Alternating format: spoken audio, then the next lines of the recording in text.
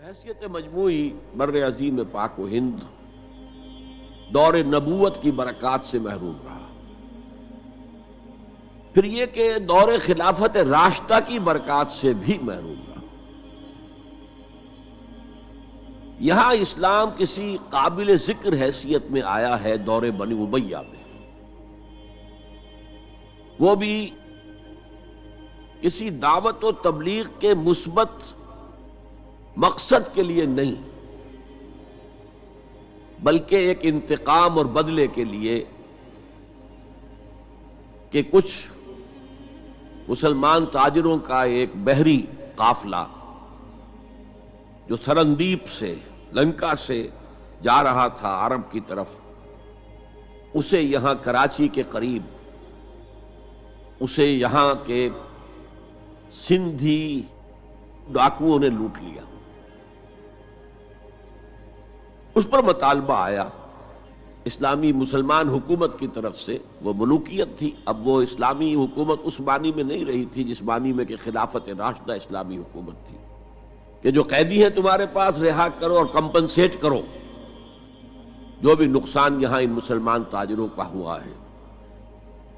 جب اس کے جواب میں بالکل منفی رد عمل موصول ہوا تو پھر چڑھائی کا فیصلہ کیا گیا، گویا کہ یہ ایک سزا دینے کی ایک مہم تھی۔ بہرحال اس وقت جو اسلام یہاں آیا تھا اس کے کریکٹرز اس اسلام سے کچھ مختلف تھے جو بعد میں یہاں آیا۔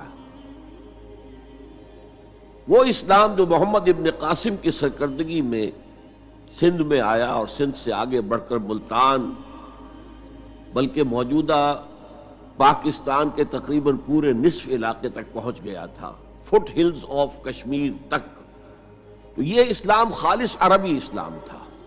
ملوکیت تو آ گئی تھی لیکن بدویت اور عربیت جو ہے اس کی چھاپ اس پر ابھی گہری تھی،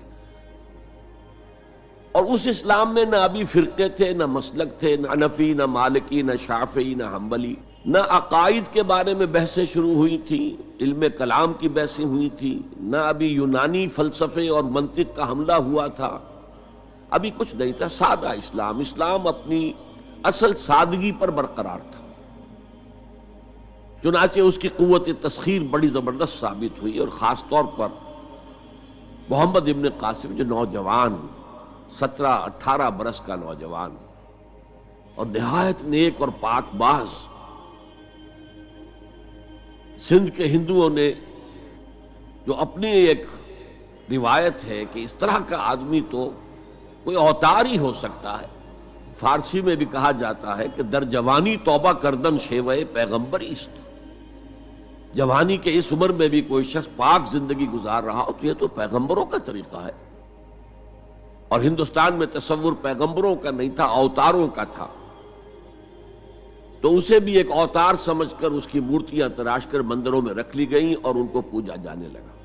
یہی چیز اس کے لیے خطرے کا سبب بن گئی، کیونکہ اب بیک ہوم اسلام کا جو اصل گھر تھا عرب، اس میں ملوکیت آ چکی تھی، اور ملوکیت کبھی اسے برداشت نہیں کر سکتی کہ کوئی اور شخص اتنا پاپولر ہو جائے کہ اسے چیلنج کر سکے، لہذا محمد بن قاسم کو بلایا گیا اور شہید کر دیا گیا۔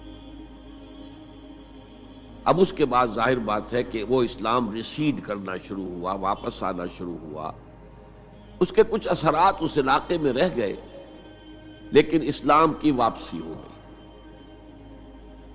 یہ اسلام کا پہلا ورود تھا بر عظیم کی سرزمین پر۔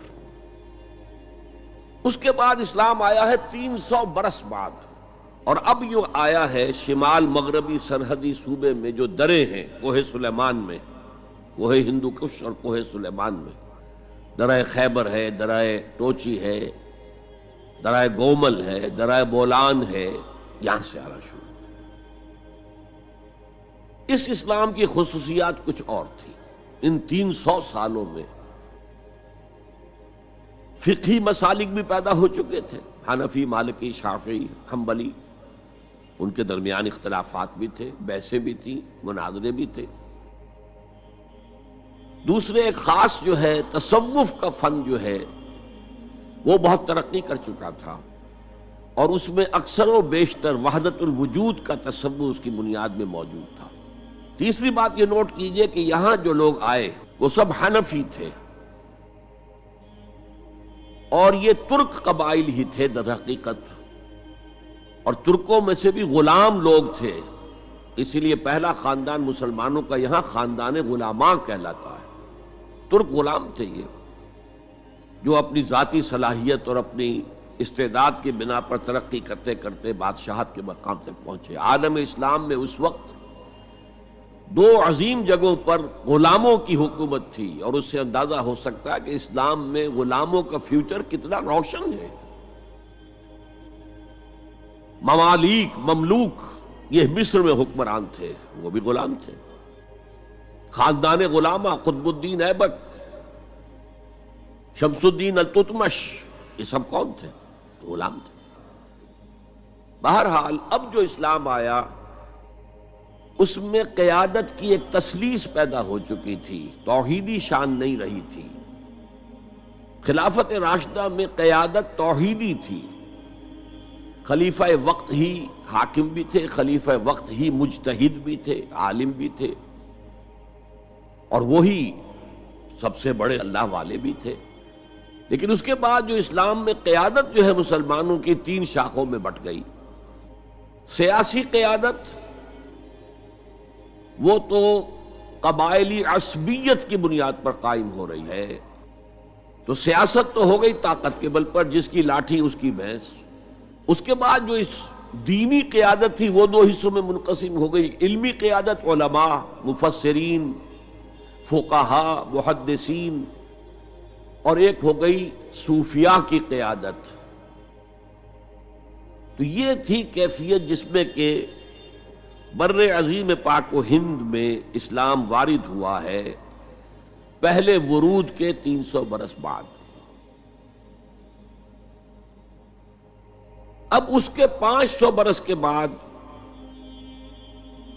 یہاں ایک اور ایلیمنٹ آیا، اور وہ تھا شیعیت کا۔ آپ کو معلوم ہے کہ سن 1000 عیسوی میں پاکستان کا جو علاقہ اس وقت کا ہے یہ عالم اسلام میں داخل ہو چکا تھا۔ شہاب الدین غوری وغیرہ کی حکومت وہاں تک تو تھی، البتہ دہلی پر 1206 میں تخت دہلی جو ہے مسلمانوں کا 1206 میں شروع ہوا ہے۔ بہرحال اس کے بعد ہم کہہ سکتے ہیں کہ 300 برس بعد یہاں پر یہ شیعیت آئی ہے، داخل ہوئی ہے، ورنہ اس سے پہلے خالص سنی اسلام تھا اور خالص حنفی۔ شیعیت کی وجہ سے جو کچھ بھی بعد میں اسلام کو یہاں پر اس تقسیم کی وجہ سے، شیعہ سنی اختلافات کی وجہ سے جو بہت بڑے بڑے نقصانات اٹھانے پڑے، ان میں سے مثلاً 2 کا میں تذکرہ کرنا چاہتا ہوں۔ ڈاکٹر امبیڈکر، انہوں نے فیصلہ کیا تھا میں مسلمان ہو جاؤں، گویا کہ یہاں کے اچھوتوں کا مسئلہ وہ اس طور سے حل کرنا چاہتے تھے کہ ہم ان بلاک مسلمان ہو جائیں۔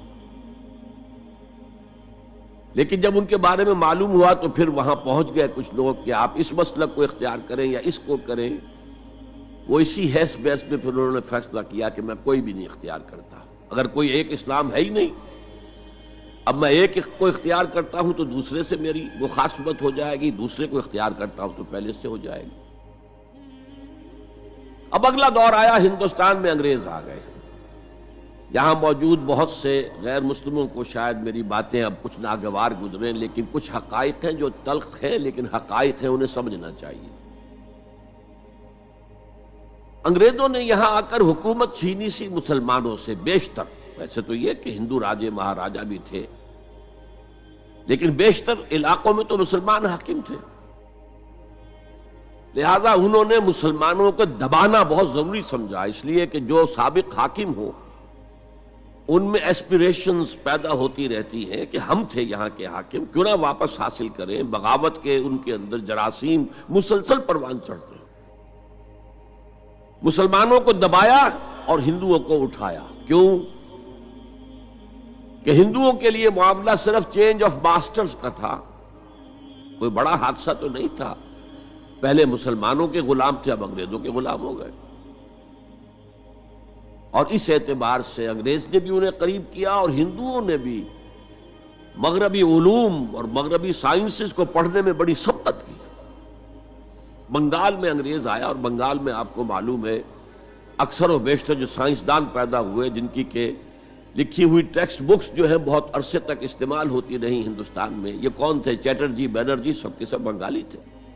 ایک اور بات یہ ہے کہ ہندو اپنے ماضی سے بہت دور آ چکے تھے، ان کا ماضی عظمت والا، آخر اشوک کا دور بہت عظمت کا، چندر گپت موریہ کا دور بہت عظمت کا، وکرماجیت کا دور بہت عظمت کا تھا، لیکن وہ اب بہت پیچھے جا چکے تھے۔ تقریباً مسلمانوں کی آمد کی وجہ سے 1000 سال کا فصل واقع ہو چکا تھا۔ لہذا تہذیب و تمدن کے لیے بھی، جیسے کہ انہوں نے مسلمانوں کے زمانے میں فارسی پڑھی،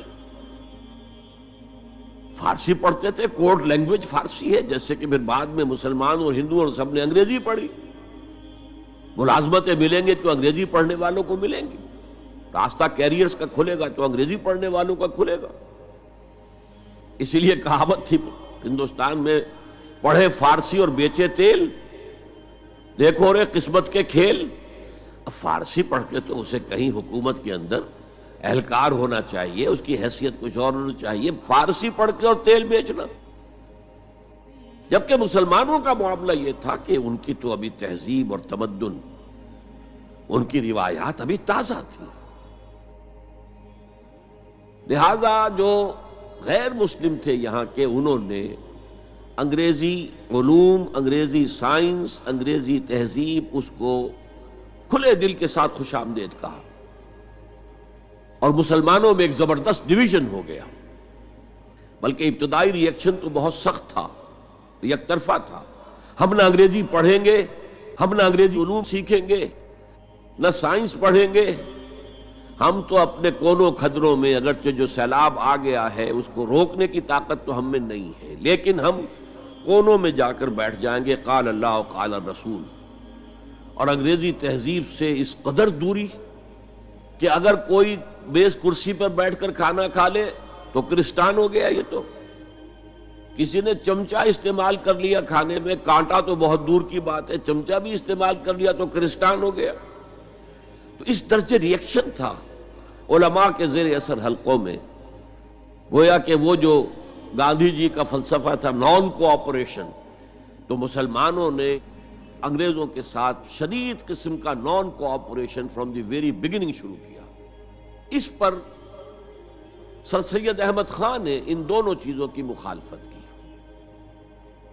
ایک تو انہوں نے انگریزوں کو بتایا کہ دیکھو یہ جو آزادی کی جنگ تھی یہ صرف مسلمانوں کی نہیں تھی، 1857 کی، یہ تو مشترک تھی،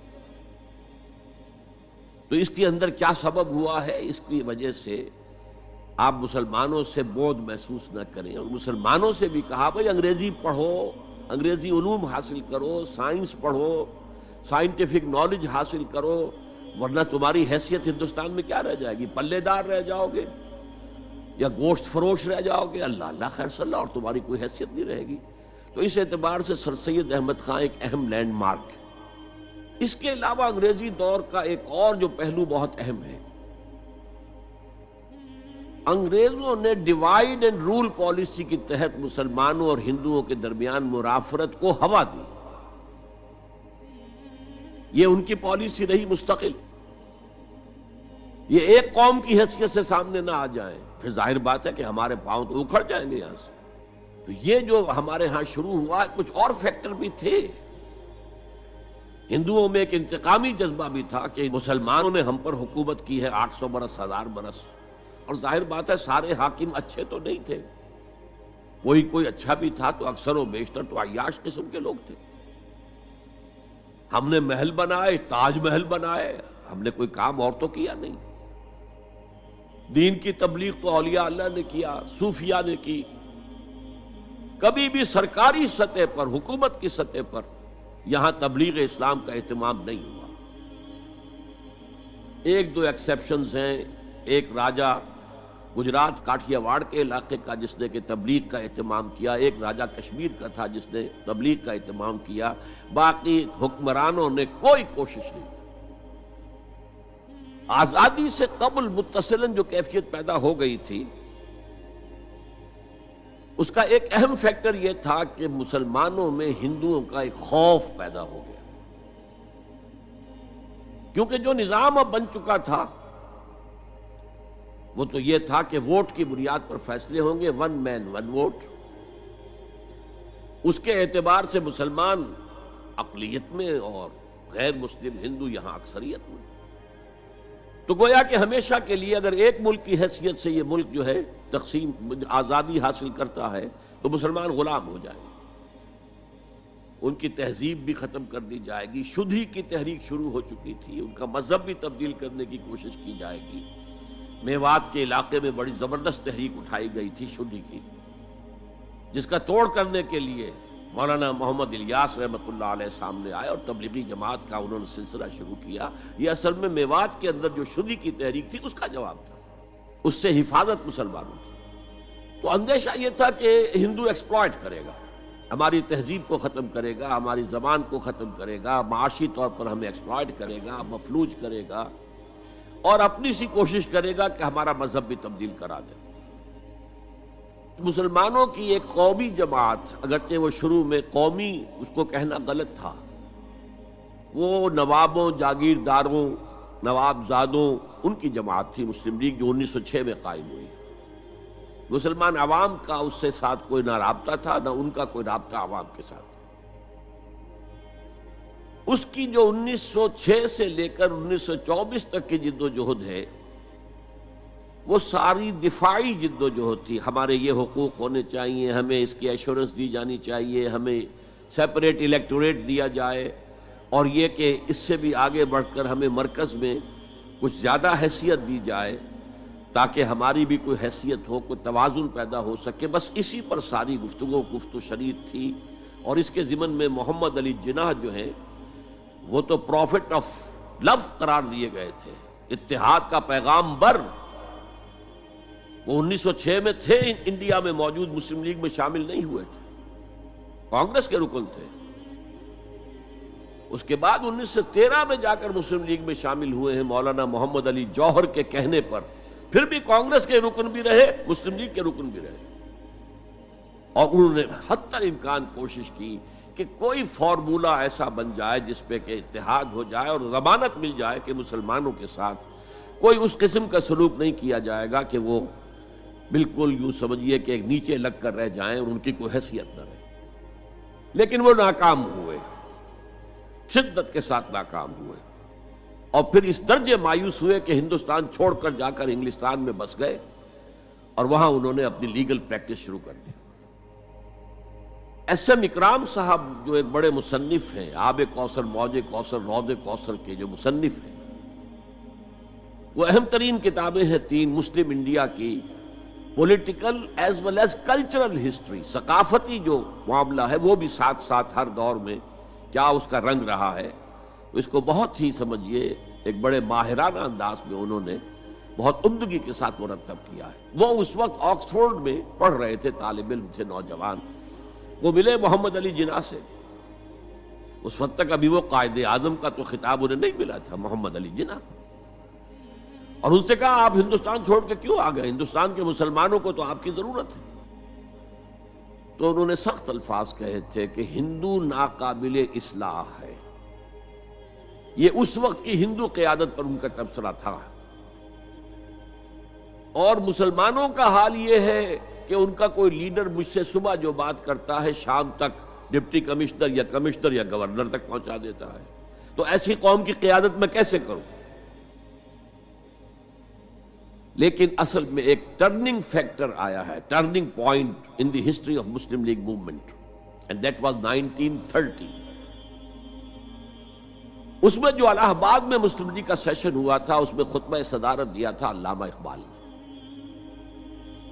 علامہ اقبال اس سے پہلے ہندوستان میں ایک سور پھونک چکے تھے کہ اب اسلام کی نشأت ثانیہ کا دور آنے والا ہے، اسلام جو ہے دوبارہ دنیا کے اندر برسر عروج آئے گا۔ ایک امید افزا صورتحال علامہ اقبال نے اپنی ملی شاعری سے پیدا کر دی تھی۔ کتاب ملت بیضا کی پھر شیرازہ بندی ہے، یہ شاخ ہاشمی کرنے کو ہے پھر برگو بر پیدا، سبق پھر پڑھ صداقت کا، شجاعت کا، عدالت کا، لیا جائے گا تجھ سے کام دنیا کی امامت کا۔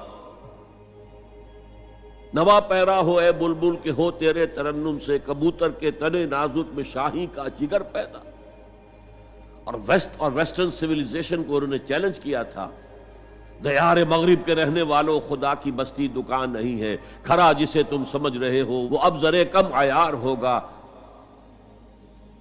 تمہاری تہذیب اپنے خنجر سے آپ ہی خودکشی کرے گی، جو شاخ نازک پہ آشیانہ بنے گا ناپائیدار ہوگا۔ یہاں فرسٹ ورلڈ وار کے بعد جو عالم اسلام کی کیفیت ہوئی تھی اس پر کس قدر یاس انگیز نا امیدی سے بھرا ہوا مرثیہ مولانا حالی نے لکھا تھا۔ قوم کی زبان اس وقت وہ تھی، قومی شاعر۔ قومی شاعر جو ہے قوم کی زبان ہوتا ہے۔ پستی کا کوئی حد سے گزر نہ دیکھے، اسلام کا گر کر نہ ابھر نہ دیکھے، مانے نہ کبھی مد ہے ہر جزر کے بعد دریا کا ہمارے جو اتر نہ دیکھے۔ اور آخر میں جو مناجات بحضور سرور کونین صلی اللہ علیہ وسلم، اے خاصہ خاصان رسول وقت دعا ہے، امت پہ تیری آ کے عجب وقت پڑا ہے، وہ دین جو بڑی شان سے نکلا تھا وطن سے پردیس میں وہ آج غریب الغربا ہے۔ اسی قسم کے مرثیے علامہ شبلی نے کہے، مولانا حمید الدین فراہی نے کہے، لیکن اقبال پہلا شاعر ہے جس نے کچھ مرثیے بھی کہے ہیں۔ جب انگلینڈ جاتے ہوئے وہ گزر رہے تھے سسلی، جزیرہ سسلی کے پاس سے جہاز گزر رہا تھا تو دل میں ہوک اٹھی ہے، کبھی یہ مسلمان جہاز رانوں کا مرکز ہوتا تھا، بیس ہوتا تھا، رولے اب دل کھول کر اے دیدہ خونابہ بار، وہ نظر آتا ہے تہذیب حجازی کا مزار، تھا یہاں ہنگامہ ان صحرا نشینوں کا کبھی، بحر بازی گاہ تھا جن کے سفینوں کا کبھی۔ کہا ہے مرثیہ بھی کہا، اقبال کے ہاں مرثیہ ہے، لیکن ساتھ ہی ایک امید افزا پیغام کہ اب دوبارہ نکل کے صحرا سے جس نے روما کی سلطنت کو الٹ دیا تھا، سنا ہے یہ قدسیوں سے میں نے، وہ شیر پھر ہوشیار ہوگا۔ یہ جو عوامی ایک فضا ان کی شاعری سے پیدا ہو چکی تھی، ملی شاعری سے، انہوں نے 1930 میں آ کر مسلم لیگ کی موومنٹ میں اس کا انجیکشن لگا دیا۔ اسی طرح چلتی ہوئی ایک تحریک تھی، 1906 سے آئی تھی، 24 برس ہو چکے تھے 1930 تک، اب اس میں ایک انجیکشن لگا دیا گیا، احیاء اسلام۔ اس خطبے میں علامہ نے ایک طرف مسلم قومیت کو بہت مستحکم کیا دلائل کے ساتھ، عمرانی دلائل، پولیٹیکل سائنس کے جو مستحکم اصول ہیں ان کی بنیاد پر کہ مسلمان ایک علیحدہ قوم ہے۔ اور نمبر 2 انہوں نے کہا، اور یہ ایک پروفیسی تھی، ایک طرح کی مستقبل کے بارے میں ایک پیشن گوئی تھی، تجویز نہیں تھی۔ پارٹیشن آف انڈیا کی تجویز تو بہت بعد میں آئی ہے، 1940 میں، یہ 1930 کی بات میں کر رہا ہوں۔ انہوں نے کہا تھا مجھے یقین ہے کہ یہ ڈیسٹنی ہے، تقدیر مبرم ہے کہ ہندوستان کے شمال مغرب میں، شمال مشرق کا انہیں اس وقت احساس نہیں ہوا تھا، ایسٹ پاکستان کا جو اب بنگلہ دیش ہے ادھر ان کی نگاہ نہیں گئی تھی، ہندوستان کے شمال مغرب کے اندر ایک آزاد مسلمان ریاست قائم ہوگی، اور اگر ایسا ہو گیا تو ہمیں موقع مل جائے گا کہ دور ملوکیت میں، جس کے لیے لفظ بڑا ثقیل استعمال کیا انہوں نے، عرب امپیریلزم، یہ بنو امیہ، بنو عباس یہ عرب امپیریلسٹ تھے، یہ عرب قوم کا امپیریلزم تھا، ان کی حکومت اسلام کی عکاسی کرنے والی نہیں تھی، اسلام کی عکاسی کرنے والی تو خلافت راشدہ تھی، ابو بکر تھے، عمر تھے، عثمان تھے، علی تھے رضی اللہ تعالی عنہ۔ تو دور ملوکیت میں یا دور عرب امپیریلزم میں جو داغ دھبے آ گئے ہیں اسلام کے چہرے پر، انہیں صاف کر کے اور صحیح اسلام کی ایک شکل دنیا کو دکھائیں، یہ انجیکشن ہے پازیٹیو مقصد کا۔ اس وقت تک، اس سے پہلے تک تحریک صرف ایک منفی جذبے پر چل رہی تھی، ہندو کا خوف، ہندو اکثریت کا خوف، ایکسپلائٹیشن کا اندیشہ، لیکن اب اسے ایک مثبت بنیاد مل گئی۔ 1932 میں قائد اعظم گئے انگلستان، لندن، گول میز کانفرنس میں، جناح صاحب اس میں شریک نہیں تھے، اس لیے کہ وہ تو ویسے ہی سیاست کا میدان چھوڑ چکے تھے۔ اس موقع پر پھر علامہ اقبال نے ملاقاتیں کی ہیں جناح صاحب سے، اور وہی انجیکشن ان کو بھی لگایا اور انہیں پھر آمادہ کیا کہ آئیں واپس ہندوستان، اور اس انجیکشن کے حوالے سے مسلمانوں نے ہند کو منظم کرے اور جمع کرے۔ تو یہ پھر تحریک پاکستان جو ہے، چونکہ مسلمانوں کے جذبات کے ساتھ اس کی ہم آہنگی، معجزہ ہو گیا کہ مسلم مائنورٹی کے پروونسز نے کس طریقے سے یکجا اور یکسو ہو کر اس موومنٹ کو سپورٹ کیا، حالانکہ انہیں معلوم ہے کہ کسی بھی حساب سے ان کے تو پاکستان میں شامل ہونے کا کوئی امکان تھا ہی نہیں، بلکہ تحریک مسلم لیگ اصل میں مائنورٹی پروونسز کی تحریک تھی۔ جو صوبے بعد میں پاکستان میں شامل ہوئے ہیں ان میں سرحد میں تو کانگریس کی حکومت تھی ٹل دی لاسٹ ڈیٹ، پنجاب میں یونینسٹ حکومت تھی ٹل دی لاسٹ ڈیٹ، صرف ایک سندھ تھا مغربی پاکستان میں کہ جو وہاں مسلم لیگ کی حکومت تھی۔ ہاں، بنگال میں مسلم لیگ کی حکومت تھی، اور بنگال ہی مولد ہے جہاں ولادت ہوئی ہے 1906 میں مسلم لیگ کی، اور طویل ترین عرصے تک مسلم لیگ کی حکومت وہاں رہی۔